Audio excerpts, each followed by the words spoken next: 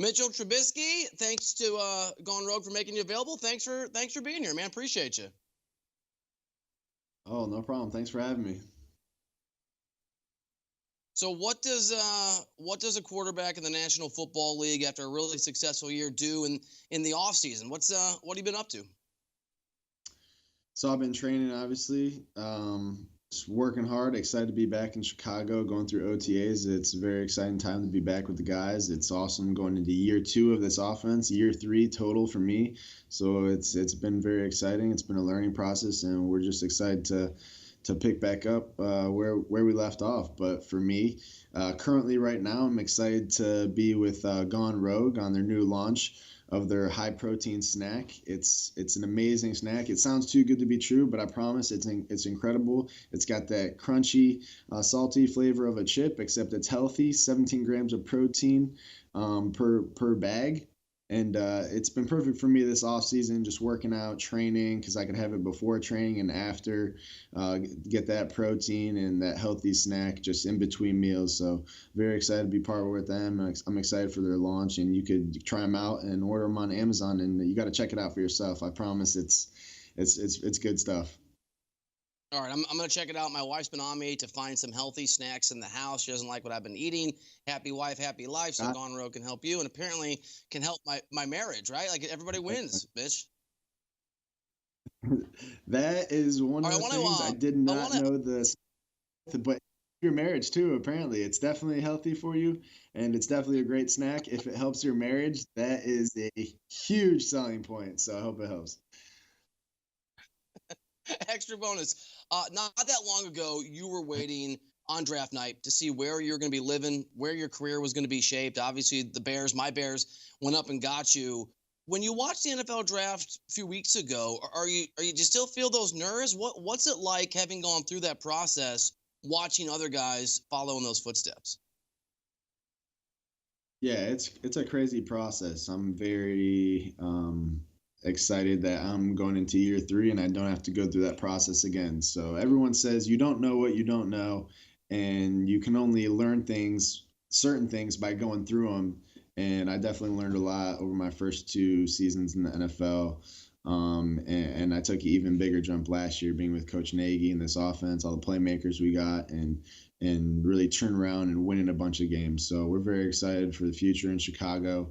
And it's very cool to continue to watch the draft and see where these guys go, and just realize that it's a dream coming true for them and their family, and that they have a great opportunity lying in front of them. So my advice to them would just be keep your head down, work hard. You got to earn the respect of your teammates and coaches in your building, and just realize that you're in an amazing position, and be thankful for that and take advantage of every opportunity. But there's also going to be adversity ahead, which I faced early on, and it's going to happen. And I think if you just know that there's going to be adversity, and you're able to face that with a great mindset, that no matter what it is, you're going to be able to overcome it with the help around you. I've had a great support system with my family, and amazing teammates and coaches, and just continue to work hard. And it's been a lot of fun. So I'm excited to be in year 3.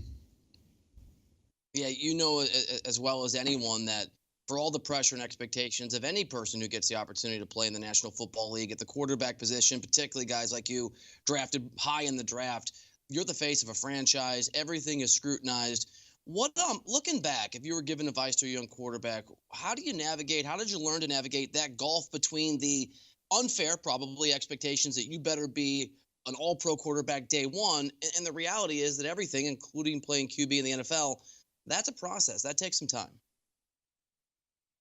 Yeah, definitely. I would just go in with the mindset that, yes, you need to produce and you want to be an all pro right away, but the likeliness of that happening is probably not so. So you got to just stay realistic, continue to work hard every day. But at the same time, I mean, who cares? Have those goals, have those unrealistic goals, have those things that motivate you to want to do things that's never been done before, whether you're in your first year or year 3.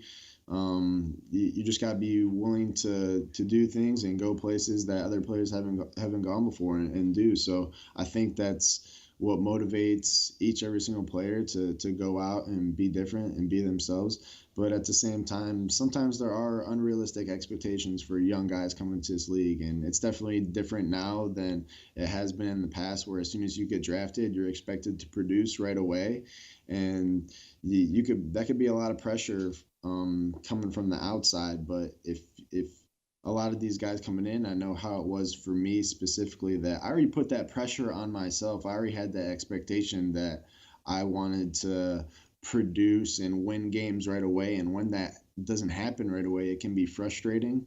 But you just got to stay true to the process, stick to the process, continue to grind it out. You got to believe that the tide's going to turn and that you're going to win games. You're going to start putting up the numbers you want to put up. But that stuff takes care of itself when you stick to the process. You work hard, do the right things day in and day out, and continue to get better and learn from your mistakes. So it's a very interesting process. You got to really go through it to learn about it, and it never stops. It's an ongoing process. Whether it's you or it's Jared Goff or it's Kyler Murray or quarterbacks that have come years before you, very few guys get drafted high in the NFL draft without having had a lot of success, right? A pattern of success at every level playing football. And I've heard guys talk about that first year, if it's a struggle, and it is for a lot of guys, just what a game changer, what a shock that can be. You had a huge year two after a difficult year one. When you realize things were turning, do you feel relief? Do you feel, I knew this was coming, everybody can chill out now? What was your reaction last year whenever it hit you, okay, I got this? Yeah, it was more like you said, like I knew this was coming. Everybody could relax now, and there is a sense of relief. But at the same time, I think as players, I know I individually, I put that pressure on myself that you put in all these hours, you work so hard, um, and you continue to believe in yourself. You just have that belief, like this thing it's got to turn eventually. This can't be how it was my first year, and that's kind of how it was for us in my second year last year. We got things to turn because we had that belief, we had that confidence, and it started with the guys in our locker room. It wasn't just me.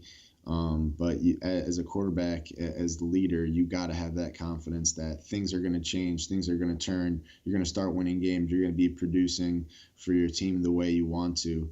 And it's definitely an interesting thing to see, but there definitely is a sense of relief when you get there and continue to do so. And then you could just be yourself and continue to do those things that have made you better throughout the process. So that's the point we're at now, going into year three, continue to get even better and pick up where we left off last year with the Bears. And that's winning football games, competing every single day, and really setting the standard for our team and the goals we want to accomplish this year.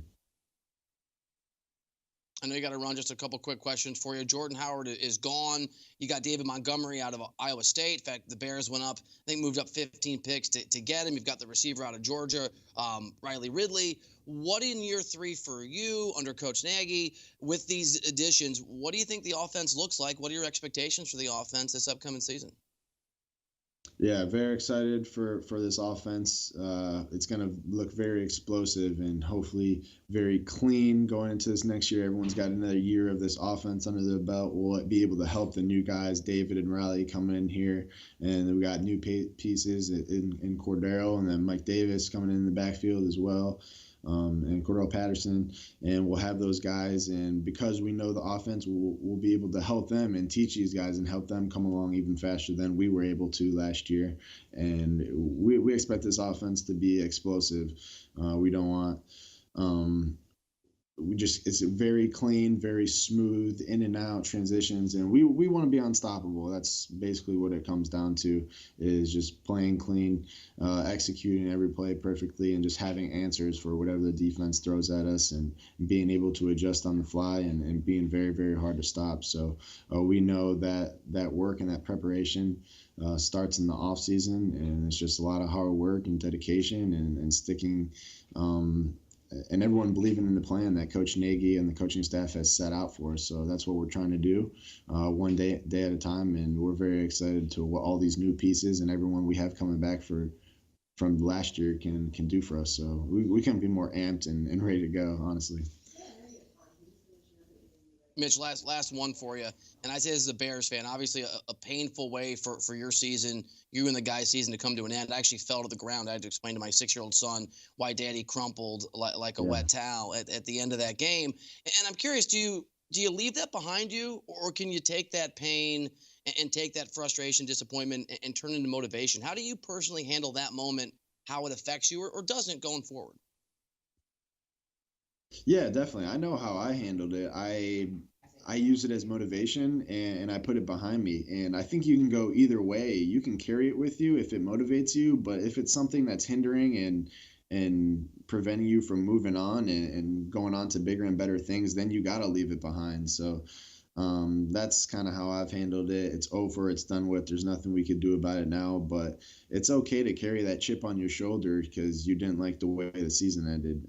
For 31 other teams, the season didn't end the way they wanted to. So it all ultimately comes down to that goal of being the team hoisting up that trophy at the end, and that's the main goal. But whatever you got to do to motivate you for the future, I think that's how you go about it. And we're a very, very highly motivated and confident group, and we're excited for what we can do this year. So that's what we're going to do. And nothing last year is going to affect the way it does this year. Just because we won games last year doesn't mean we're going to win games this year. Just because we lost the last game of the season, that doesn't mean that's how our season is going to end this way. So we know it's a new season. You got to attack it one game at a time, one day at a time, and nothing's given. We got to earn everything. Mr. Trubisky, thank you for the time. Thanks to Gone Rogue for creating even more happiness in my marriage. And good luck, buddy, this upcoming season. Definitely. Thank you so much. Appreciate having me, and definitely get you some Gone Rogue snacks, man. It's awesome.